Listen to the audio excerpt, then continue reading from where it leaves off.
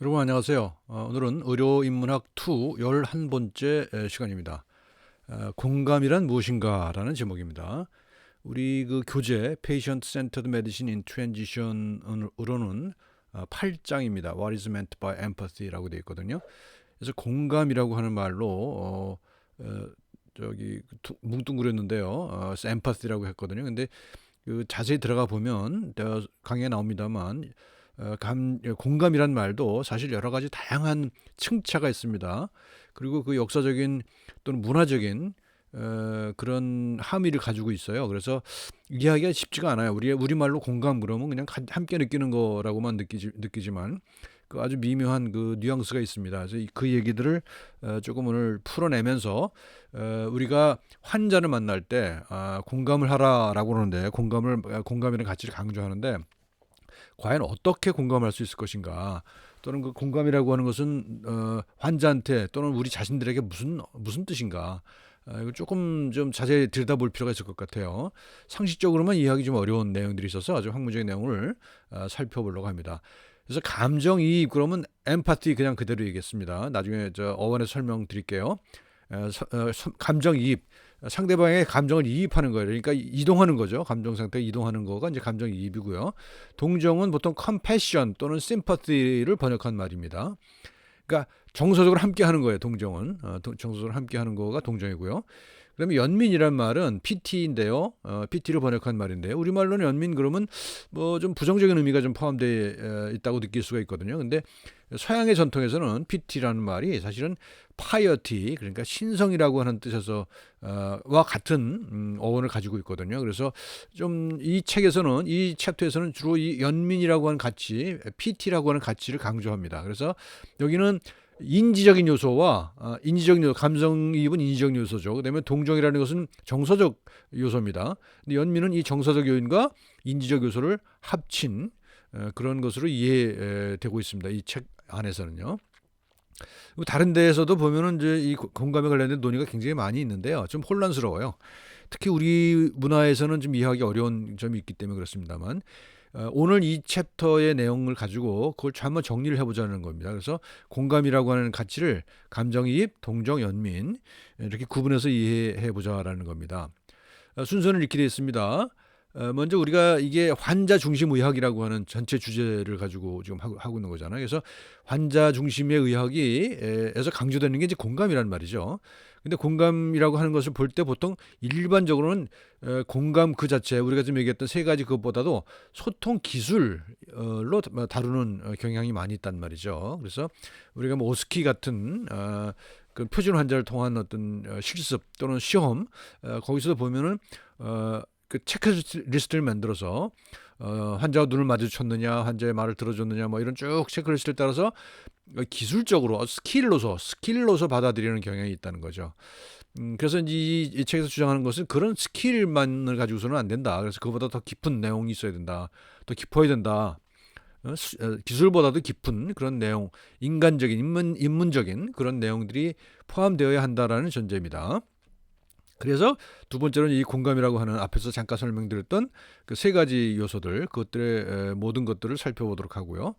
그다음에 이제 결론적으로는 우리가 소통을 강조하지만 그 서양의 문화에서 보면 또 어떻게 보면 우리 동아시아 문화에서도 그런 요소들이 굉장히 많이 발견되거든요. 조금 차이가 나긴 합니다만 그래서 이 덕이라고 하는 것을 강조하게 돼요. 덕목, 그죠?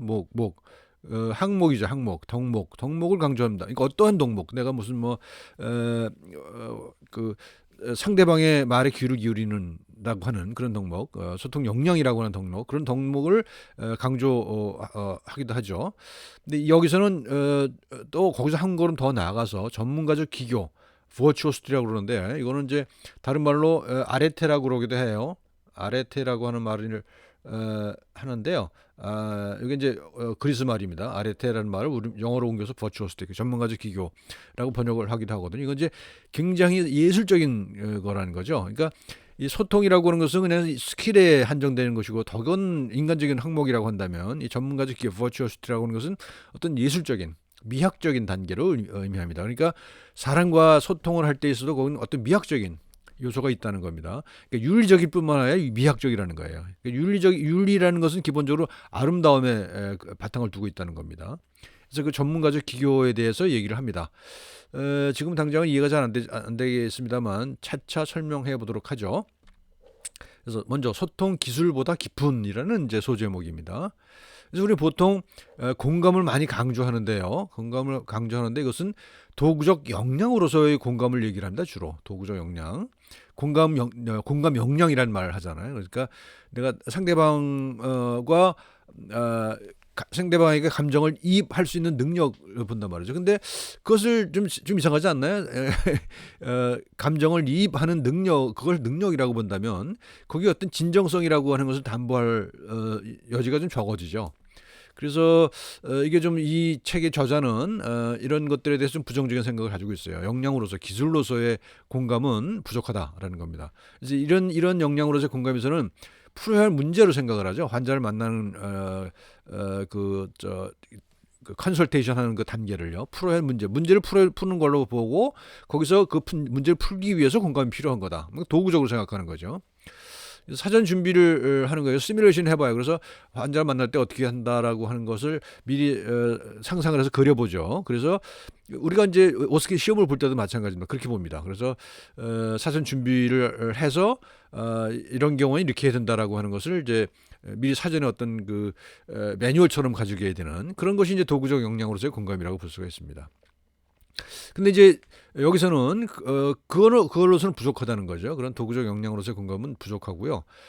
스킬로서의 공감도 아니고 그래서 좀 우리가 사실 그 환자만이 아니라 우리가 일상적으로 대인 관계를 할 때 있어서도 사람을 만나서 서로 이야기를 나눈다는 것, 말을 하고 듣는다는 것은 아주 복잡하고 미묘한 그런 소통 과정을 겪는다는 걸 알죠, 여러분들. 여러분 다 알잖아요, 그죠? 친구랑 얘기할 때, 가족이랑 또는 뭐 애인이랑 얘기할 때, 그 말 그 자체, 언어적인 그 의미 이상의 것들을 여러분 느끼지 않아요? 서로 눈빛을 교환한다든지, 서로 제스처라든지 이런 것들을 통해서 더 복잡 미묘한 그런 소통을 한다는 겁니다. 그래서 그런 것들을 적극 활용해야 된다라고 얘기를 하는 겁니다. 그래서 복잡하고 창의적이죠. 우리가 소통을 할 때 창의적이죠. 우리가 어떤 말을 쓸 때 뭐 반어법을 쓰기도 하고 그렇죠.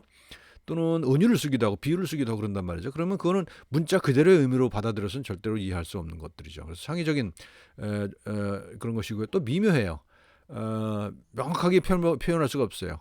익스플리시트하지 않아요. 임플리시트한 그런 것들이 교환되죠. 내가 어떤 말을 할 때 내가 그 말을 하는 표정 또는 그 어투에 따라서 정반대의 의미로 전달되기도 하는 거잖아요. 그것도 미학적이에요. 아름다움을 표시하는 거. 미학적이에요. 그 기교, 말의 기교라는 게 있잖아요. 또는 말을 잘하는 사람도 있잖아요. 아주 멋있게 잘하는 사람도 있고 또 말은 멋있게 잘하지만 거기 진정성이 느껴지지 않는 경우도 있단 말이죠. 근데 그런 것, 그다음에 윤리적인 소통, 상대방을 얼마나 배려하는가 하는 거죠.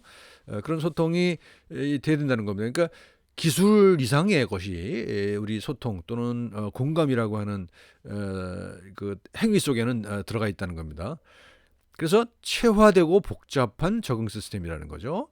체화됐다는 말은 embodied, 몸속에 들어가 있다는 겁니다. 내가 그냥 그것에 그 체질로 돼 있다는 거죠. 어떤 소통하는 데 있어서의 어떤 자세 이런 것들이 사실은 기술을 통해서 뭐 매뉴얼에 따라서 뭐 이것저것 이렇게 하는 게 아니라 내 몸속에 밴 거죠. 내 몸속에 밴 그런 상태에서 그 행동을 하게 될 때 진정한 의미의 소통이 이루어질 수 있다. 그런 공감이 이루어질 수 있다는 겁니다. 그래서 적응 시스템이에요, 적응 시스템. 그러니까 우리가 대화를 하면서 그 사람을 일방적으로 알아가는 것이라기보다 그 사람과의 새로운 관계를 만들어내는 거잖아요.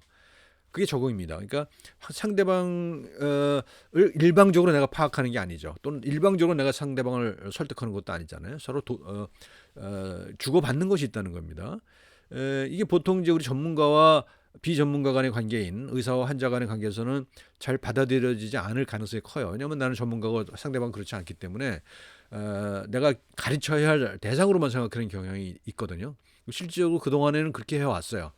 근데 이제 21세기의 의료 행위에서는 그렇지 않게 된다는 거죠. 이미 그렇지 않은 세상에 왔다는 겁니다. 자, 그래서 체화되고 복잡한 적응 시스템이라는 거예요. 환자와의 대화, 환자와의 공감, 상호간의 소통이라는 것은 그렇다는 얘기고요.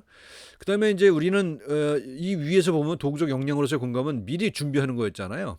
미리 이럴 때는 이렇게 해야 돼, 저럴 때는 저렇게 해야 되라고 배워서 체크리스트를 만들어서 그걸 실행하는 것이었다고 한다면 이 복잡하고 미묘한 이런 미학적인 소통에 있어서는 그렇게 미리 그 시뮬레이션 하는 것보다는 사후 반성.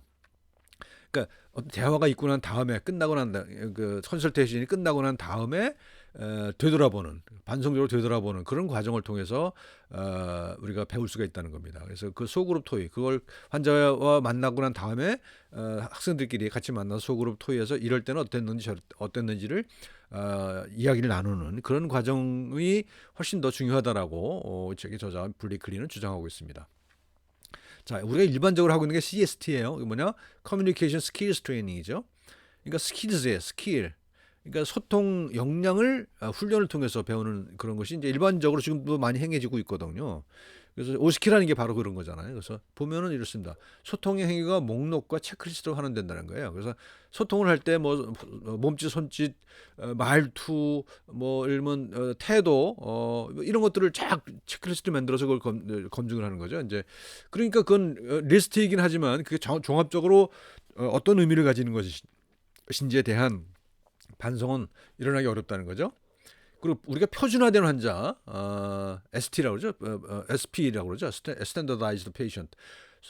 표준화된 환자는 사실은 아주 복잡 미묘한 맥락들을 다 담기 어렵죠. 그 환자는. 그러니까 특정한 유형의 연기를 하는 거잖아요. 그 사람들은. 그러니까 맥락이라고 하는 게 사실 있기가 어렵죠. 예를 들면 무슨 내가 무슨 폐렴 환자다라고 그랬을 때 같은 폐렴 환자라 하더라도 그가 살고 있는 환경이라든지 그의 뭐 가족 역이라든지 뭐 이런 것들에 따라서 또 위생 상태라든지 영양 상태라든지 이런 것들에 따라 달라진단 말이죠. 근데 그런 맥락을 모두 담기가 어렵죠. 표준 환자 속에는. 그래서 그중에 특정한 한 사례만을 그런 담을 수밖에 없다는 것이잖아요.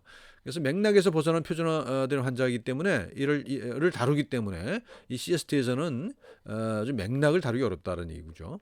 그다음에 예상을 벗어나는 상황이 있을 수가 있잖아요. 표준화된 환자들이 연기하지 못하는 그런 부분이 있단 말이죠. 그래서 예상 외의 것들 그런 것들에 대한 적응을 여기서는 훈련하지 못하죠. 그다음에 온순한 정체성이라고 그랬어요. docile identity라고 했어요. 그러니까 이거 뭐라고 표현할지 잘 모르겠는데 주어진 그런 어떤 의사의 그 진찰 과정이 이래야만 돼라고 하는 거기에만 순응하는 그러니까 거기서 벗어나는 것에 뭐 위에 거랑 비슷한 얘기입니다만 벗어나는 상황에 적응하기를 어려운 그런 온순한 정체성을 가지게 될 수밖에 없다라는 거고요. 그다음에 이거는 교육적이라기보다는 규제적이에요. 시험을 보잖아요. 그래서 우리는 실제로 시험을 쳐서 여기서 이제 불합격하는 경우도 있잖아요. 그러니까 이걸 통해서 이런 스킬 트레이닝을 통해서 어떤 새로운 그 미학적인 그런 얻음을 얻는 게 라기보다는 교육적이기보다는 규제적 이걸 하면 안 돼라고 하는 그런 거. 뭐 예를 들어 환자와의 대화에 있어서 이런 걸 하면 안 돼라고 하는 그런 규제적인 레귤러토리한 그런 요소가 더 많다는 겁니다. 그리고 이제 무엇보다도 위선적인 제스처가 있을 수가 있어요. 이건 실제로 그런 거 많이 느낍니다. 저는 학생들 만나가면서 이런 단계를 그 할 때 뭐 이 저기 커뮤니케이션뿐만 아니라 우리가 여러분들하고 수업하면서도 마찬가지입니다. 여러분들은 그 내가 여러분들과 수업하는 내용들에 대해서 100% 공감 못하는 게 당연하잖아요, 그렇죠? 그런데 여러분들은 학점을 받기 위해서 내가 요구하는 걸 따라야만 됩니다, 그렇죠? 그렇잖아요. 근데 그런 걸 가끔 느껴요. 여러분들이 내는 과제를 통해서 그런 걸 느끼거든요. 좀 위선적 제스처라는 느낌을 받을 때가 있어요. 다 그런 건 아닙니다. 아주 드물게. 그러니까 규제라고 하는 규제력에 순응하는 그런 태도를 보일 수밖에 없단 말이죠. 그러니까 이것은 진정성이 담보되기 어려운 위선적 제스처일 가능성이 크다는 거죠. 그래서 이게 이 책의 저자 블리클리는 CST (Communication Skills Training의) 여러 가지 문제점에 대해서 지적을 하고 있습니다. 뭐 여러분들은 지금 아직 본격적인 의학 공부를 시작하기도 전에 벌써 이런 부정적인 것들을 얘기하는 게 좀 이상할 수가 있을 것 같아요. 사실 여러분들 좀 당혹스러울 것 같다는 생각이 들긴 합니다만 아무튼간에 이 책에서는 그렇게 얘기하고 있고 뭐 이런 문제가 있다는 것을 어렴풋이나마 좀 생각을 하고 나중에 임상 실습이라든가 이런 것을 접하면 좋을 것 같은 생각이 듭니다. 그래서 그러면 대안이 뭐냐? 잠깐 말씀드렸죠. 포스트 커뮤니 컨설테이션 디브리프, PCD라고 얘기할 수 있을 것 같아요. 포스트 컨설테이션 디브리프. 그러니까 뭐냐면 만나고 난 다음에 환자하고의 만남이 있고 난 다음에 그 디브리프하는 거예요. 그래서 그것에 대해서 다시 한번 리뷰를 해보는 거죠. 그래서 이게 이제 형성적 배움이라고 그래요. 형성적 배움, 이제 트랜스포머티브 러닝이라고 얘기할 수 있죠. 트랜스포머티브. 내가 이 과정을 통해서 내 자신이 변화하는 거죠. 이 과정을 통해서 어떤 기술을 습득한다기보다는요, 이 과정을 통해서 나의 태도, 나의 어떤 인간성, 나의 세계관, 나의 인생관을 변화시킬 수 있다는 겁니다. 그러니까 환자와의 만남이라고 하는 것은 어떤 내가 생계의 수단으로만 돼서는 그건 굉장히 불행할 수 있어요. 나를 배려하지 못하는 거예요.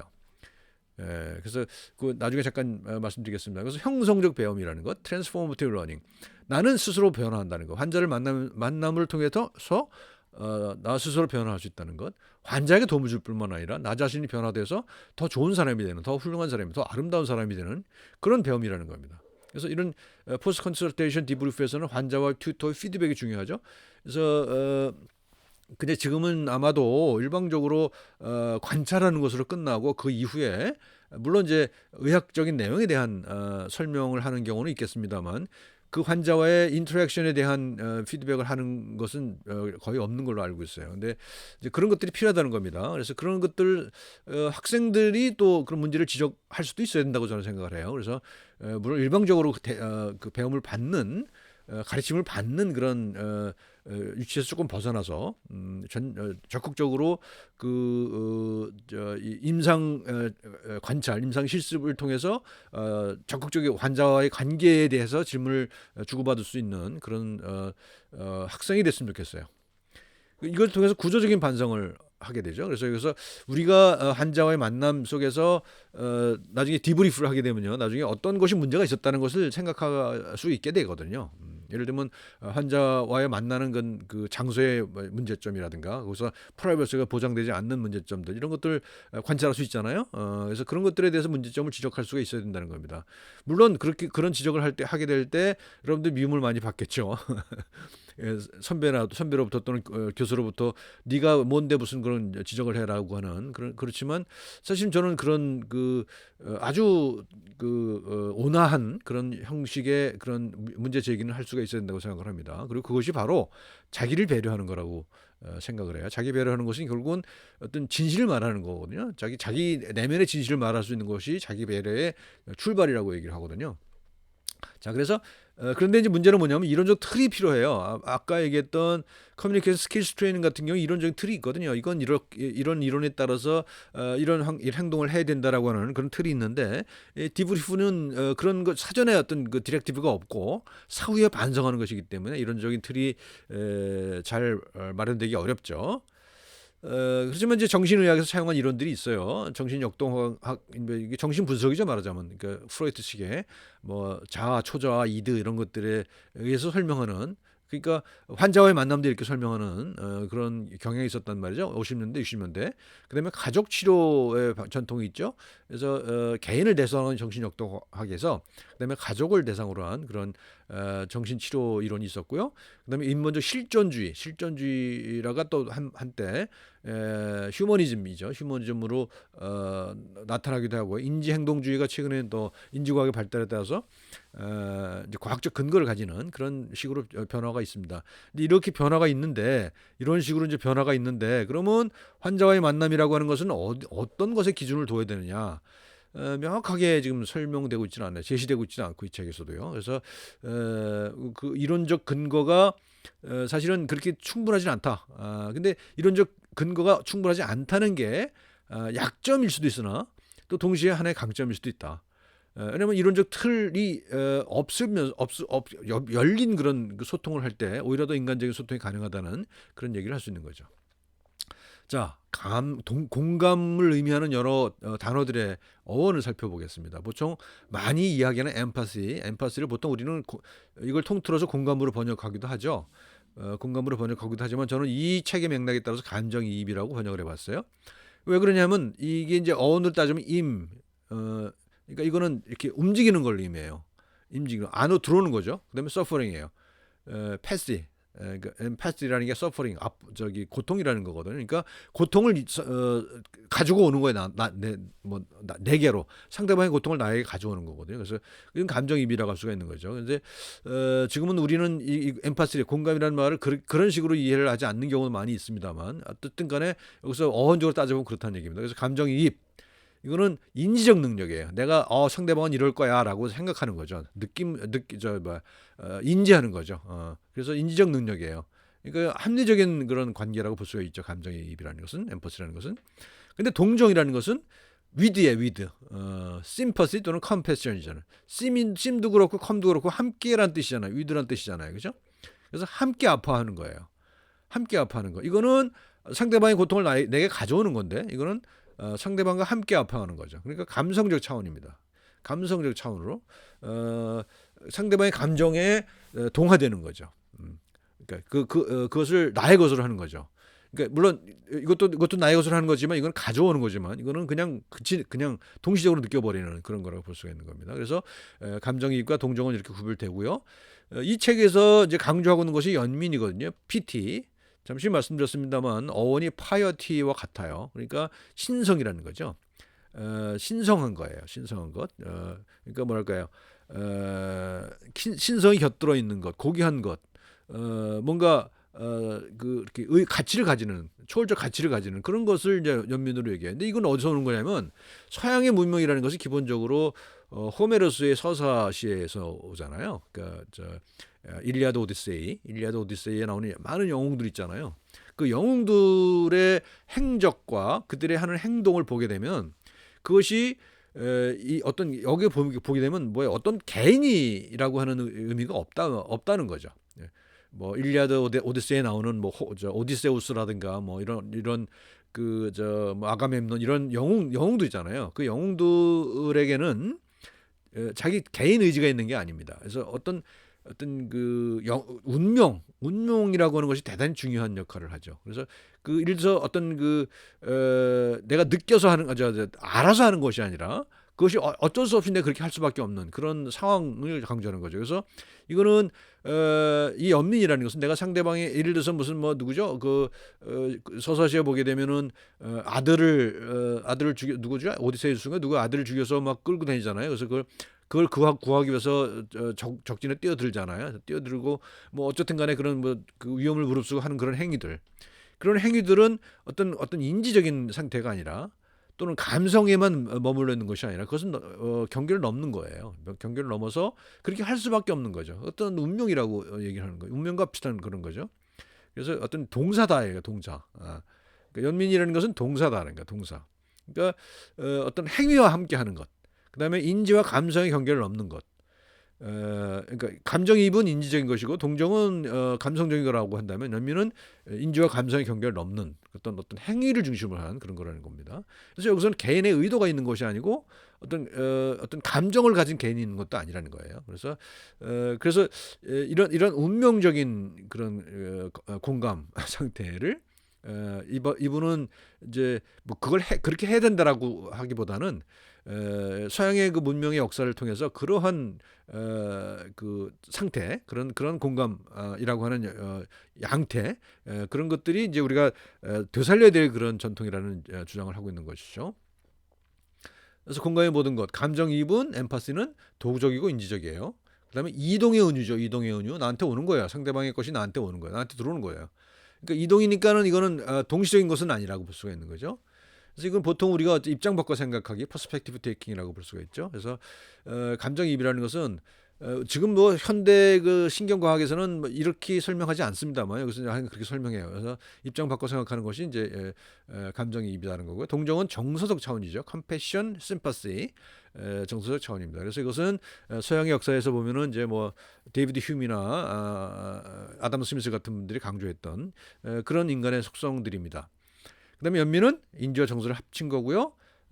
삶의 경험과 맥락이 포함되어 있다라는 겁니다. 이게 그래서 이를 강조해요. 그래서 개인과 의도는 없고 운명과 같은 그런 거다라는 겁니다. 그래서 우리가 환자에게 공감해야 되는 걸 운명이라고 얘기하면 여러분들 굉장히 거부감을 느낄 것 같아요. 저도 그런 거부감이 일부 느껴지거든요. 근데 그럼에도 불구하고 이분은 여기서 연민이라는 가치를 강조하고 있어요. 근데 이걸 그대로 우리가 따라야 된다기보다는 이러한 어떤 문화적인 그런 그 배경을 우리가 가지고 있다라는 것이고, 그래서 우리가 의도하든 의도하지 않든 간에 상당 부분 이런 그 요소가 있다. 우리 그 환자와의 관계에 있어서는 더군다나 환자 중심 의학이라고 하는 데 있어서는 이런 요소들을 잊어서는 안 된다라는 얘기를 하는 거죠. 자, 의료적 관계와 일상적 관계가 같지가 않죠. 의료적 관계는 의료적 관계에서는 감정적 절연이 필요하죠. 그래서 여기서 뭐라고 그럽니까? detached concern이라고 하는 말을 많이 했죠.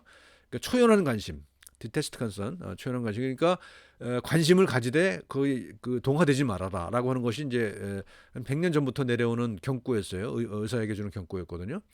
근데 지금은 뭐 그런 경고가 이제 더 이상 유효하지 않은 상태에 와 있긴 합니다만, 그렇지만 일상에서는 감정적 소통을 할 수밖에 없는 거죠. 우리는 감정적 동물입니다. 이성적 동물이기도 하지만 동시에 아주 많은 정도로 감정적 동물이기도 합니다. 그래서 의료에서는 전이와 저항을 관리해야 되죠. 예를 들면 환자를 만난 내가 아는 사람하고 아주 유사해요. 그 사람하고 이렇게 등치시켜 놓고 거기에 따라서 내가 반응을 보이는 거, 그런 거는 이제 경계해야 되는 거잖아요. 그다음에 그 사람이 내가 싫어하는 사람이라고 그러면 이 환자에 대해서도 어떤 싫어하는 감정이 같이 있을 수가 있단 말이죠. 근데 좋아하는 사람이라면 또 그 전이가 돼서 또 그 감정적으로 빠져들 수도 있는 거잖아요. 그래서 그런 거를 절연을 하는 것은 맞습니다. 그래서 저항을 관리해야 되는 건 맞아요.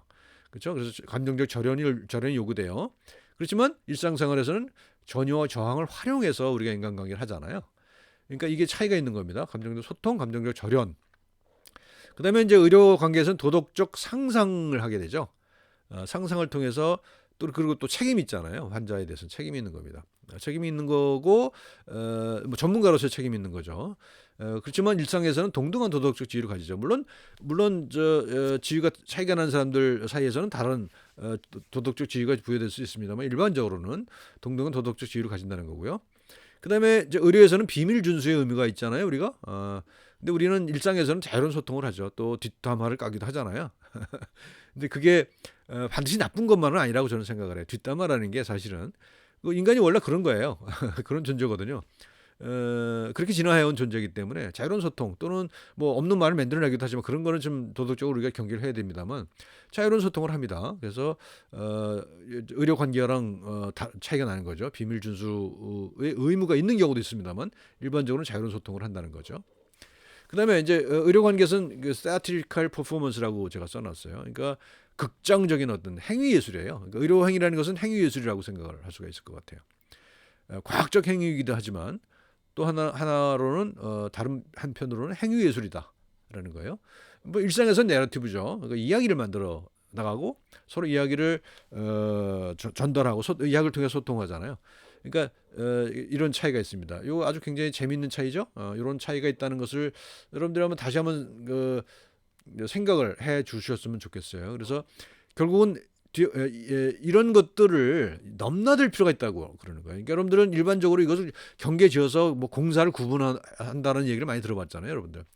공사를 구분하는 것이 필요할 때가 있지만 우리가 일상적으로, 우리가 직업적으로 의사라고 하는 의료인이라는 삶을 사는 한에 있어서는 일상과 전문의 영역을 그렇게 구분하기 어려울 경우가 있을 수 있다는 겁니다.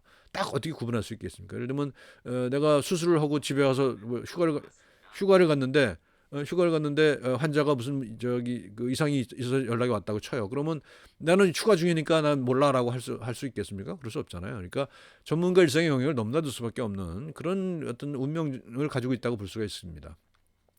그래서 우리는 여태까지 교육이라고 하는 것을 그냥 어떤 절연된 그런 환경 속에서, 일상과 절연된 환경 속에서 지식을 습득하는 것으로 해왔다면, 앞으로는 그런 일상과 소통하는 그런 교육이 필요하다고 얘기를 하죠. 그래서 대표적인 사례가 책에서 나오는 게 이제 미시간 의과대학에서 가정 방문 프로그램을 한다고 그래요. 그래서 어떤 특정 질병, 특정 지역의 어떤 환자들과 학생들을 매치를 해서 학생들이 정기적으로 그 집을 방문하는 거죠. 방문해서 그 어떤 의학적인 상태뿐만 아니라 그 환경을 그냥 몸으로 느낄 수 있도록 해주는 거죠. 그래서 그 일상과 전문의 영역을 넘나들 수 있도록 해주는 그런 프로그램을 교육 프로그램을 운영한다고 합니다. 우리도 가능하면 이런 것들을 했으면 좋겠는데 언제쯤 어떻게 가능할지는 잘 모르겠어요. 중요한 거는 건강한 문화 충격이에요. 그러니까 우리가 뭐 현대 사회가 무슨 굉장히 소통이 활발한 이런 사회이긴 합니다만 또 문화적으로 또 구분되어 있는 지역이 있을 수가 있거든요. 그런데 뭐 미국 같은 경우는 이제 뭐 에스닉 그룹이라고 그러죠. 어떤 민족 그룹들에 따라서 문화가 다르잖아요. 그 질병을 앓는 또는 건강에 대한 생각이 다를 수밖에 없거든요. 근데 그것을 직접 그 가정 방문을 한다면은 거기서 굉장히 큰 충격을 받을 수가 있겠죠. 또는 뭐 제가 여러 가지 경험을 얘기합니다만 예를 들어서 다른 장애인 수용 시설을 방문했다고 쳐요. 그러면 거기는 일반 우리가 일상적으로 겪는 그런 환경과 다른 환경들이 처해 있는 사람들을 만나잖아요. 그것도 아주 건강한 문화 충격이라고 생각해요. 그래서 그런 충격을 받는 것이 필요하다는 생각을 하는 거죠. 여기서도 마찬가지고요. 그리고 앞에서 말씀드렸죠. 트랜스포머티브 러닝, 전환적인 또는 형성적인 배움이죠. 내 자신을 변화하는, 내 자신을 변화시키는 어떤 배움을 통해서 단순한 주식을 습득하는 동일한 내가 있는 것이 아니라 그 지식을 습득하고 그 경험을 함으로써 변화하고 있는 나를 경험하는 거죠. 그래서 그것이 결국은 저는 이제 자기 배려라고 생각을 해요. 그렇습니다. 그다음에 고통을 관리하는 것이 아니라 고통을 목격하는 거예요. 미트니스. 그러니까 상대방의 고통을 관리하기로 하죠. 뭐 진통제를 쓴다든지 뭐 마취를 한다든지 해서 고통은 관리의 대상이기도 하지만 또 한편으로는 그걸 목격을 하잖아요. 환자가 고통스러워하는 환자를 우리가 만나잖아요. 그럼 그것은 일종의 목격입니다. 위트니스라고 하는 것은 여기는 어떤 뭐가 있냐면은 목격함으로써 어떤 변화된 나를 만들어내는 그런 계기가 있는 거죠. 또 여기서 어떤 도덕적인 그런 의무감도 있습니다. 내가 목격을 함으로써 해서 예를 들어서 내가 어떤 어떤 강도 행위를 목격했다고 쳐요. 그러면 내가 그걸 신고할 의무가 도덕적인 의무가 있죠. 법적인 의무도 물론 있을지 모르지만 마찬가지로 고통스러워하는 환자를 목격했을 때는 그 사람을 도와야 된다는 그런 도덕적인 그런 의무도 부여된다는 겁니다. 그렇고요. 그다음에 기계적 감정이입에서 엠파시라고 그랬죠 앞에 감성적 연민으로 PT 감성적뿐만 아니라 감성적 플러스 인지적이죠. 빠졌네요. 그래서 감성적이고 또는 인지적인 연민으로 둘을 다 포함한 감성과 인지를 포함한 그런 연민으로 변화시킬 필요가 있다는 거죠. 그다음에 기술적이고 이성적인 판단에서 미학적인 감성으로 가야 되는 거예요. 미학적이다라는 말 여러분 잘 이해가 안 될지 모르겠는데 이건 뭐냐면 우리 인생 자체가 하나의 예술이라는 겁니다. 내 삶을 예술 작품으로 만들어가는 거예요. 미학적 감성인 거죠. 그래서 여러분들이 뭐 예를 들면 드라마를 보고 눈물을 흘린다든지 또는 감동을 한다든지 이런 것들이잖아요. 그것은 나한테 어떤 그 미학적 충격이지 않습니까? 그 충격을 통해서 내가 변화해가는 거잖아요. 그렇죠? 그래서 문화라는 건 그런 겁니다. 예를 들어서 음악을 듣고 아주 엄청난 미술 작품을 감상하고 내가 가슴에 울리는 게 있다면 그게 그 울림을 통해서 내가 변화해가는 거잖아요.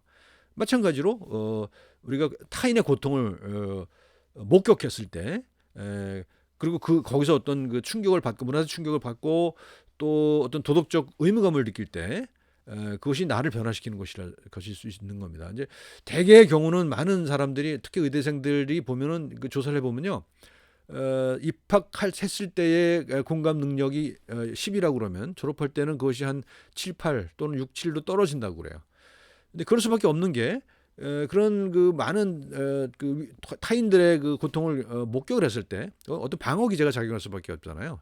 그래서 다른 타인의 고통으로부터 나 자신이 상처받는 경험을 하다 보면은 그래서 벽을 쌓는 그런 방어 기제가 생길 수밖에 없습니다. 그럴 수밖에 없고 그래서 여기서 제가 뭐 이렇게 또는 이 책의 저자가 주장하는 것이 목격을 해야 된다 뭐 한다 하지만 사실 이것은 실천하기 어려운 그런 주장일 수도 있습니다.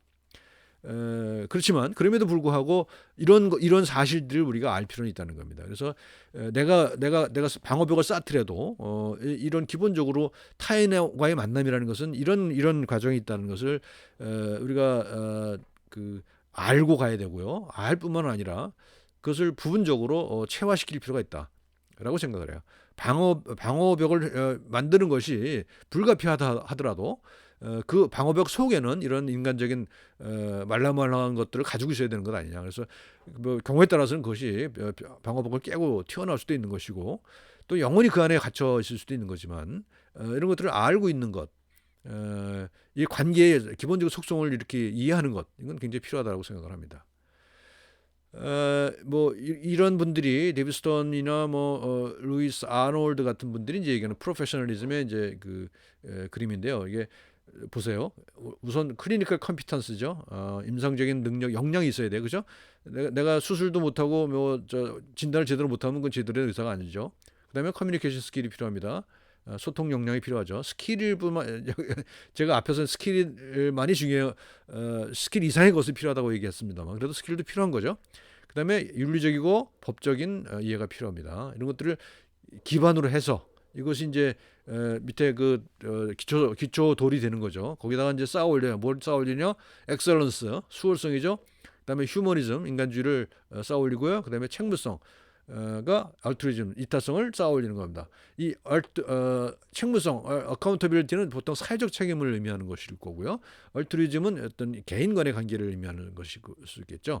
그래서 이 네 가지를 쌓아서 위에 프로페셔널리즘이 만들어진다는 겁니다. 그래서 네 가지 덕목, 아까 말했죠, 덕목이라고 그랬잖아요. 덕목, 이 덕목, 버추의 버추, 덕목, 요건 네 가지 덕목이에요. 근데 이것만으로 끝나는 게 아니다라는 겁니다. 그래서 전문가적 기교, 버추어스티, 아레테가 필요하다고 아까 말씀드렸죠. 그러니까 이런 것들은 어떤 리스트, 체크리스트일 수 있어요. 뭐 물론 추상적인 거긴 합니다만 그렇지만 이런 인간적 속성만을 가지고는 어렵다. 그래서 전문가적 기교가 필요하다, 아레테가 필요하다. 이것은 미학적인 것이다, 아름다움을 추구하는 것이다, 만들어가는 것이다. 그리고 어떤 나 자신을 만들어가는 그런 미학적인 작업이다. 또 환자와의 만남이라는 것은 어떤 그 연극적인 행위예술이다 하는 거. 그러니까 행위예술이라는 것은 어떤 그것이 어떤 하나의 요소, 모든 요소들로 쪼개질 수는 없는 거잖아요. 행위예술이라는 것은. 그래서 이런 종합적인 예술이라고 하는 것을 알 필요가 있다는 겁니다. 그래서 고대 그리스인들은 이런 작품들을 보면 알잖아요. 원반 던지는 사람들 보게 되면 굉장히 뭐 아름답다는 느낌이 들죠. 근데 그게 뭐냐면 이 신체의 아름다움, 그다음에 이 행동이 여기 포함되어 있잖아요. 원반을 던진다고 하는 그 행위가 포함되어 있잖아요. 근데 그 속에 어떤 그 미학적인 그런 요소들을 담고 있다는 겁니다. 그렇잖아요. 그래서 이제 그 그리스의 조각 작품 보게 되면은 거의 다가 이렇게 나체죠, 나체. 그러니까 몸의 그 어떤 속성들, 몸의 기교, 아르테를 표현하기 위해서만 그랬을 거라 생각을 합니다. 그리고 뭐 올림픽 경기도 여기 나체로 했다고 그러잖아요. 남성만 물론 참여했습니다. 그러니까 그것은 그 기교를 보여주기 위한 거였죠. 그래서 그 몸의 아름다움, 몸 그 자체의 아름다움도 있지만 몸이 움직임으로써 어떤 그 행위를 함으로써 또는 운동을 함으로써 그 아름다움을 보여주는 그런 것이 이제 그리스인들의 그 체육이었다는 거. 체육이라는 것이 결국은 그런 몸의 아름다움, 그 존재론적 아름다움을까지 포함하는 거였다는 겁니다. 여기 보면 수사적 실천과 교육이라고 되어 있잖아요. 그래서 몸의 탁월한 운동 기량과 기교를 통해 관증을 설득하고 그 마음을 얻는 것입니다. 관증이 여기에 이제 그 열광할 거 아닙니까? 이제 마치 요즘에 우리가 그 저 무대 예술을 벌이는, 예를 들면 아이돌 그 가수들이 춤추는 거, 춤을 잘 추잖아요. 아주 BTS 춤을 보면 기가 막히잖아요. 근데 그런 것들을 보면서 그들이 가지고 있는 기량을 감탄을 하잖아요. 그 기교를 감탄을 하잖아요. 그래서 그걸 통해서 이제 관증을 설득하는 거죠. 그래서 관증의 마음을 얻었잖아요. 그게 이제 대중예술가들의 하는 일이잖아요. 이제 그게 고대 그리스에서는 그것이 이런 것이었다는 거예요. 그리고 우리는 지금 거기서 다른 것들을 보지만 이제 이 고대에서는 거기에 용기라고 하는 요소, 또 명예로운 참여, 신체적 기량, 이런 것들이 이제 판단의 요소가 됐다는 겁니다. 그러니까 우리 현대인으로서 이해가 되지 않죠? 용기, 명예 이런 것들이 왜 어떻게 어떤 체육 활동 속에 포함될 수 있겠느냐? 뭐 신체적 기량은 이해가 되는데, 그죠? 용기, 명예 이런 것들이 어떻게 이런 퍼포먼스에 포함될 수 있겠느냐라고 생각할 수 있을지 모르겠습니다만 그들은 그랬다는 겁니다. 그래서 이런 예술 작품을 통해서 봐도 그렇고요. 그들이 남긴 작품들을, 그러니까 그 글들을 봐도 이런 것들을 이해할 수 있습니다. 이제 그것이 뒤에 뭐 잠깐 설명합니다만 미셸 푸코라고 하는 철학자가 고대 그리스인들의 속성에서 자기 배려라고 하는 것을 발견해내면서 하는 이야기입니다. 그래서 고대인들의 생각이 우리가 현대인들과는 굉장히 달랐다는 겁니다. 그래서 그것이 오늘 소통이라고 하는 것에 있어서도 설명의 근거가 될 수 있는 거죠. 그런데 점차적으로 중세 근세를 넘어오면서 이 속에서 용기, 참여, 명예 이런 것들이 사라져 버렸죠. 또 신성 이런 것들이 희석돼 버렸다는 겁니다. 그래서 신체적 기량만 남아 있는 거죠. 체육 활동에서. 그렇지만 여전히 우리는 손흥민의 골을 보면서 열광을 하잖아요. 그다음에 무슨 뭐 누구의 덩크샷을 보면서 열광을 하잖아요. 뭐 그런 아름다움, 그 신체적 활동의 아름다움은 여전히 우리를 감동시키죠. 그래서 그리고 그걸 통해서도 다른 스토리를 또 찾아내지 않습니까? 예를 들면 뭐 손흥민의 축구 유학에 관련된 이야기, 뭐 아니면 또 무슨 박지성이 대표팀에서 탈락될 뻔했던 이야기, 히든코아의 이야기 이런 것들 찾아내지 않습니까? 찾아내 갖고 또 거기에 또 인간적으로 우리가 감동을 하잖아요. 그런 거라는 거죠. 그러니까 신체적 기량이라고 하는 것이 토대가 됐지만 그걸 통해서 또 우리 다른 인간적인 면모를 발견해내기도 하죠. 그렇지만 전체적으로 봤을 때 도덕성이나 신성 같은 것들은 고대 시대만큼 남아있지 않다 하는 겁니다. 의료 소통의 전문가적 기교, 조스테 아레테입니다. 단서를 읽고 반응하는 기술, 환자가 어떤 표정을 지었을 때, 어떤 말을 했을 때 그걸 단서로 삼아서 어떤 그 새로운 정보를 찾아낼 수 있는 그런 능력, 기술 필요한 거고요. 또 적응성. 모든 환자가 똑같지는 않아요. 그러니까 뭐 그 제스처 이런 A라는 제스처로는 이거 뭔 A 프라임을 의미한다. 뭐 이런 게 아니라 그때마다 다른 그런 것들 속에서 어떤 그 새로움을 읽어낼 수 있는 걸 적성이 필요한 거고요. 이것도 시간의 예술이에요. 시간이죠. 고정돼 있지 않습니다. 항상 변화하는 과정 속에 있는 것이죠. 그래서 이제 푸지오 포이에시스라는 말이 있거든요. 이게 이제 고대 그리스인들이 쓰는 말이에요. 이건 뭐냐면 본성을 만들어내는 거예요. 본성을 만들어내요. 네이처는 우리는 그냥 주어진 거라고 생각했잖아요. 하고 있잖아요. 본성이라는 건 주어진 것이라고 생각하지만 여기서 그리스인들은 퓨지오 포이에시스라는 말을 통해서 뭐냐면 본성을 만들어낸다고 생각했어요. 놀랍죠? 놀라운 게 아니라 오히려 근대인들이 생각이 좀 놀라운 것일 수 있어요. 생각해 보면 본성이라는 게 주어져 있다는 근거가 있나요?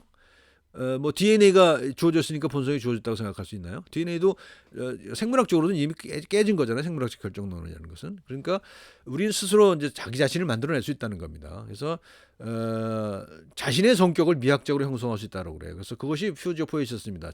본성을 만들어내는 것. 이게 고대 그리스인들이 생각했던 것들입니다. 그래서 미학적 자기 형성이라고 그랬죠. 그게 바로 퓨지오 포이시스고요. 이것이 프로페셔널의 정체성이 되어야 된다는 겁니다. 의사라고 하는, 한의사라고 하는, 치과의사라고 하는 그런 직업의 정체성을 만들어 나가는 거죠. 정체성을 내가 스스로 만들어 나가는 것, 그것이 미학적 자기 형성이라고 볼 수 있는 거죠. 그리고 말하고 듣는 일은 도구적 수단이 아니라 예술이다. 예술입니다. 우리는 말하는 것, 환자를 만나는 그 장면 하나가 하나의 예술이다. 행위 예술이다라고 생각할 수 있다는 겁니다. 자, 이제 두 가지 문장을 가지고 왔습니다. Speaking and listening.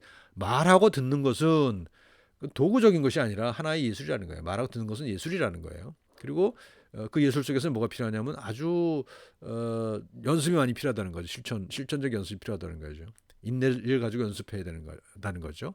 그러니까 한두 번 해서 되는 게 아니라는 거죠. 꾸준히 환자의 만남이라고 하는 것을 연습해야 될 필요가 있다. 그러기 위해서는 저는 이렇게 주장해요. 여러분들은 아직은 환자를 안 만나잖아요. 그러니까 여러분들이 환자를 만나기 직전까지는 계속 인간관계에 대해서 끊임없이 어떤 노력을 해야 돼, 연습을 해야 된다고 생각을 해요. 그래서 가족관계, 친구관계, 애인관계, 뭐 이런저런 관계, 선후배와의 관계 이런 것들을 만들어 나가는 데 있어서 나름대로의 그런 어떤 전략을 가지고 나름대로 노력을 할 필요가 있다. 그래서 그 관계를 어떤 하나의 그 행위 예술로 만들어 나갈 필요가 있다.